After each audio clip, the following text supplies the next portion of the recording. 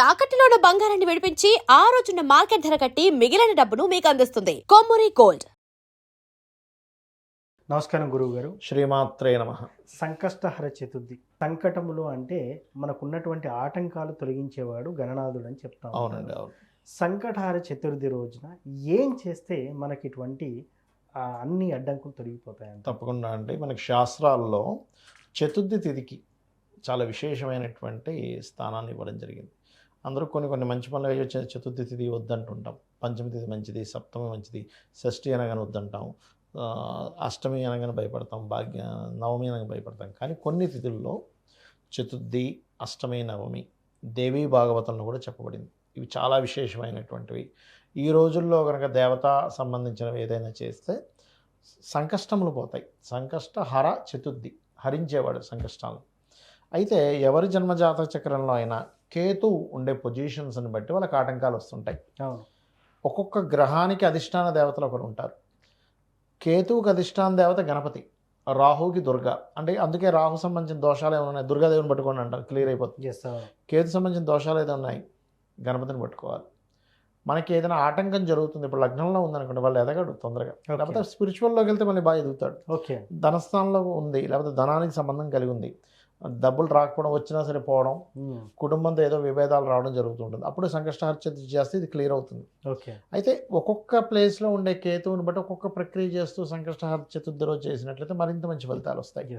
ఇప్పుడు లగ్నంలో ఉన్నాడు అనుకోండి, సంకష్టహర చతుర్థి నాడు ఎక్కువ ధ్యానం చేయాలి. ఓం గం గణాధిపతయే నమః, ఓం గం గణాధి మనసులో ఎప్పుడో తిప్పుతూ ఉండాలి. 1లో ఉన్నా 4లో ఉన్నా కూడా. ధనస్థానంలో ఉన్నాడు, అప్పుడు ఏం చేయాలి?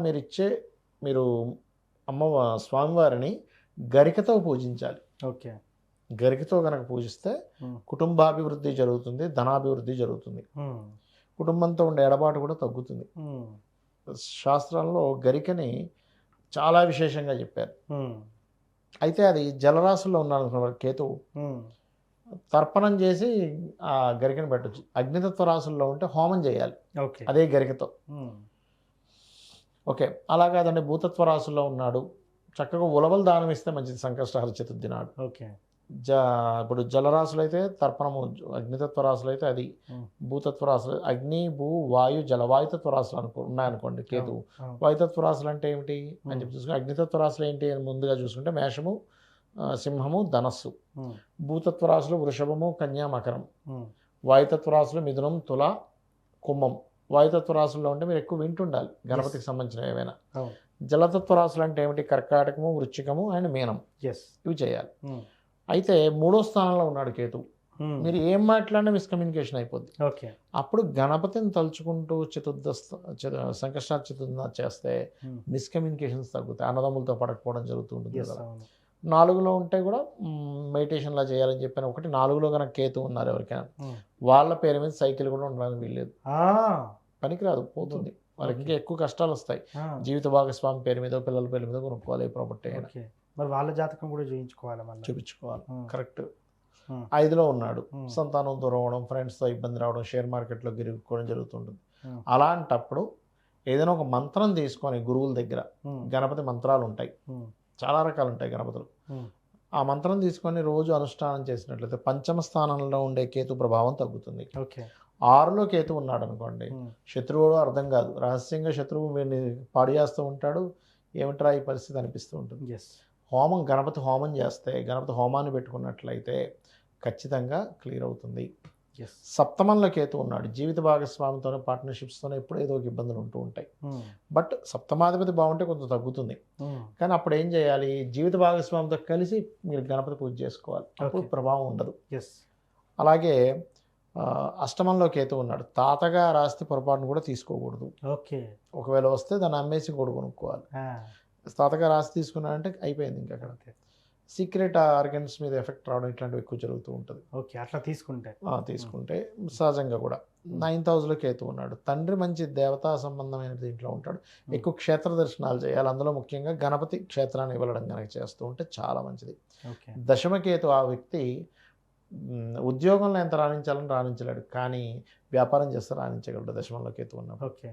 అయితే లాభస్థానాధిపతి కూడా బాగుండాలనుకుంటే ధనం ఏ రూపంలో వస్తుంది, ఏం చేస్తే ఈయనకి డబ్బులు వస్తుందని చూసుకోవాలి. లాభకేతు లాభకేతు ఉన్నప్పుడు ఏమవుతుందంటే కొన్ని వ్యాపారాలకు బాగుంటుంది అది ఉండే రాశిని బట్టి.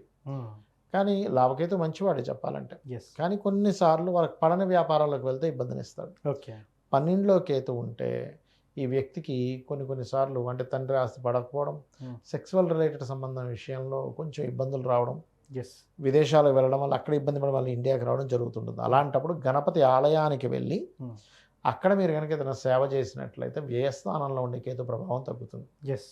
ఇలా 12 భావాల్లో ఉండే కేతు యొక్క ప్రభావం ఈ రకంగా ఉంటే సంకష్టహార చతుర్థి నాడు నవగ్రహాల్లో కేతుగ్రహం దగ్గర భక్తి శ్రద్ధలతో దీపారాధన చేసి మీరు సంకష్టహార చతుర్థి నాడు గణపతిని భక్తి శ్రద్ధలతో కనుక చేసినట్లయితే పూజాది కార్యక్రమాలు, గణపతి దేనికి కారకుడు అంటే ఆనందానికి కారకుడు అని చెప్తుంది శాస్త్రం. ఆటంకం తొలగిపోతే ఆనందమే కదండి. అంతే కదా. ఇప్పుడు కరెంటు పోయింది అనుకోండి, సడన్గా వస్తే అమ్మయ్య కరెంట్ వచ్చింది అంటాం. ఎస్. అవును. శాలరీ పడలేదు, అమ్మయ్య శాలరీ పడింది అంటాం. ఎస్. శాలరీ పడలేదు, ఓనర్కి రెంట్ కట్టాలి, ఇన్స్టాల్మెంట్లు కట్టాలి, ఎందులో శాలరీ పడలేదు అనగా వెంటనే టింగ్ మెసేజ్ వచ్చింది, అమ్మాయి ఆనందం పడింది. అంటే ఏంటి, మీకు ఏదైతే ఆటంకం అవుతుందో, దేని గురించి అయితే ఇబ్బంది పడుతున్నారో దాన్ని తొలగించేటువంటి సంకటహార చతుర్థి గణపతి వాటిని తొలగించగలుగుతాడు. అది. సో ముఖ్యంగా సంకటహార చతుర్థి రోజు ఇవి చేస్తూ ఒక మంత్రం ఉంటుంది. చెప్పండి. ఇప్పుడు మనం గురువు గారి దగ్గర తీసుకున్నాము, అది వేరు. అవును. ఓం కామేశ్వర ముఖాలోక కల్పిత శ్రీ గణేశ్వర, ఈ నామాన్ని చేస్తే గణపతి మాత్రమే కాకుండా పార్వతీ పరమేశ్వరుల యొక్క అనుగ్రహం కూడా కలుగుతుంది. సో వాళ్ళ తల్లిదండ్రుల అనుగ్రహం కూడా చేసిన వారికి కలుగుతుంది. సో సంకటహార చతుర్థి చాలా చక్కగా చెప్పారు గురువు గారు. ధన్యవాదాలు. శ్రీమాత్రే నమః.